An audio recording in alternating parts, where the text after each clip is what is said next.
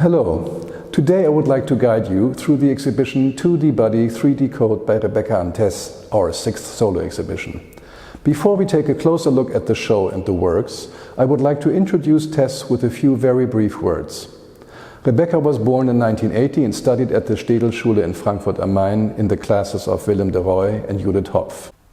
Per worked for several years on a cinematic trilogy in which, to put it very briefly, Tess analyzed film and television history from a gender perspective.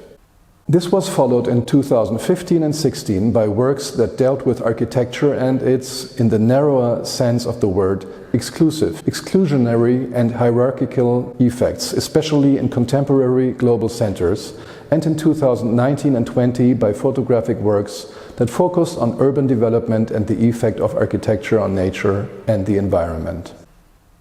Our current exhibition is therefore a further development of Tess's exploration of man's relationship with nature. However, the focus has now shifted to landscapes and what Tess calls infrascapes. Tess has been looking for and photographing these situations on long journeys and stays that have taken her to Spain, supported by the Künstlerhaus Schloss Balmoral and a travel project grant from the state of Rhineland-Palatinate, and to the German Baltic coast in Ahrenshoop at the Künstlerhaus Lukas. The first photograph in our exhibition, Encounter, was taken in Chile and stands for the form of research and travel that formed the basis for the exhibition. Rebecca Ann Tess, equipped with a backpack and personal utensils, sets off into nature with technical equipment in order to document it in its human touched, here for example the smooth sand, or untouched form. Wait, documenting is the wrong term, because here, despite all the content and discursive examination of the themes already mentioned, it is also and especially about the creation of works of art, not only or primarily about reportage, analysis and criticism. In any case, Encounter is one of the photographs from the group of the expanding landscape photographs. They show nature that was predominantly photographed from a certain distance. In the work Solar Testbed, for example, we see a solar collector system in the Spanish Tabernas Desert. The mountains in the background form a compositional unit with the technical elements of the solar collectors. In a certain sense, the landscape and the infrastructure placed there by man merge. The two photographs after this, the desert, and before the desert are similar. One shows a meadow, civilized farmland, and in the background a probably untouched hill. The other zooms in quite close to a lake, which impresses and perhaps also unsettles in its intensity of color. In fact, it is a reservoir, so it is anything but natural. Correspondingly, some of the trees are dead. I have already introduced the terms landscape and infrastructure, and in the work Infrascape, Tess merges these two supposedly contradictory terms and situations. And Per shows us what we usually experience. Nature that is not a primeval forest, or otherwise still primeval, but rather a landscape that is no longer conceivable without our technical, architectural and infrastructural elements. I cannot draw conclusions about others and claim that we are all overlooking the infrastructural part of nature, but I assume that many people are like me. We look through this infrastructural part of nature in order to sense and experience pure nature, so to speak. The work Infrascape makes me very aware of the artificiality of this human gaze by reminding me that for some time now we have had to walk our dog at highway service stations instead of driving on immediately after refueling and leaving the situation behind us. What would have been unthinkable in the past, a walk at the gas station, is now something we have to do regularly. And on such dark and forced walks, you experience exactly that, the blending of landscape and infrastructure. We can see a well-intentioned infrascape in the work The Only Way to Live Well Together. Here an absolutely artificial and as such also perceived wooden infrastructure, a footbridge with benches, protects the nature park, which has to be protected from the footsteps of visitors at Ahrenshoop. Only through human intervention can nature survive in its supposedly original form. I would like to finally and briefly mention two photographs from the expanding landscape series, Kneeling and Minutes Before the Storm. Both actually show more or less untouched nature, what we normally overlook, the smallest flora that is usually trampled by our ignorant feet, Tess brings into the picture here. Per had to kneel down for this, and Tess titled the picture accordingly. The sea, with its enormous power and unrestrained movements, is certainly not untouched, but what humans do to it cannot be seen in the photograph. Rather, the storm heralds a natural event that man has little to oppose. If you look closely, you will notice that the photographs showing untouched nature are framed in natural oak wood, whereas the other works, which show human intervention, each have a colored wooden frame with which Tess reflects a color from the picture.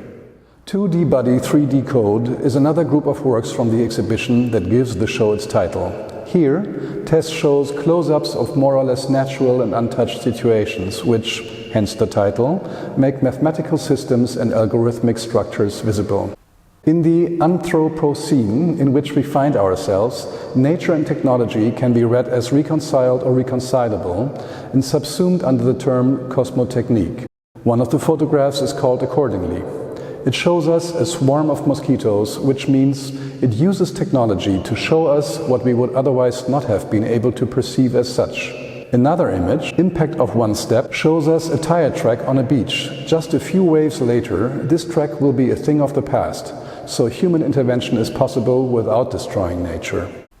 The work AI Denoise Overwhelmed shows us a macro view of a pond that appears polluted and makes us believe that humans have caused damage here. But in fact, Tess assures us, the smears on the surface of the water are caused by natural processes. The coexistence of man and nature is also demonstrated to us in the photographs Entangled Number 2, Close Proximity and Being One Number 2. Here, humans and plants form an aesthetic but also quasi-lived unity. What was understood as a contrast can now be seen as a potentiality. The found drawings are discoveries in nature that Tess has made on Per Travels.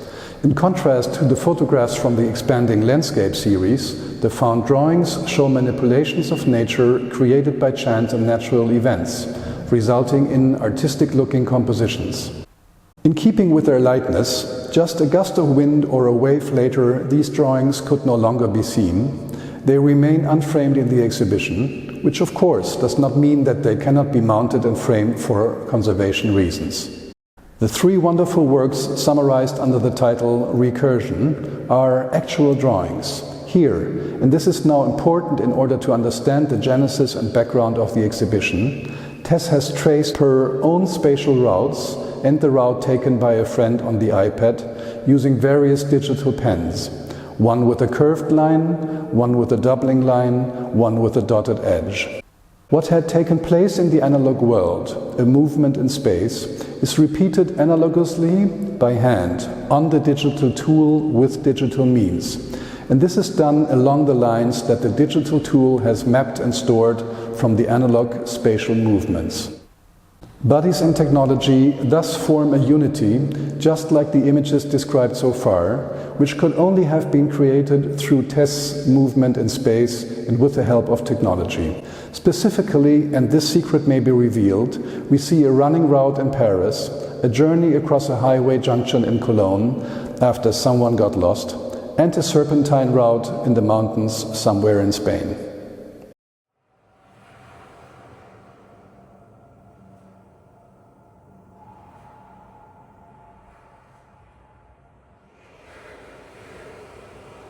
Last but not least, I would like to talk about the video work See Through the Dragon Head. Here, Tess performed 3 dragon figures which are known from Qigong on the beach at Ahrenshoop. Per was holding a cell phone with a camera. The lens was either pointing downwards or upwards. The camera films the world around Tess, and it does so according to the movements that Tess makes. Every minimal shift of the hand leads to a maximum change of view captured by the phone's technology. And so we sometimes see Tess herself, parts of her body, sometimes the eternally roaring sea, sometimes the beach and perhaps even people moving about there, sometimes the sky and the sun. The awareness of being in the world and not being able to exist detached from it becomes very clear here. And this is it. The paradigm shift that has been discussed for years, not man versus world and environment, but man and world.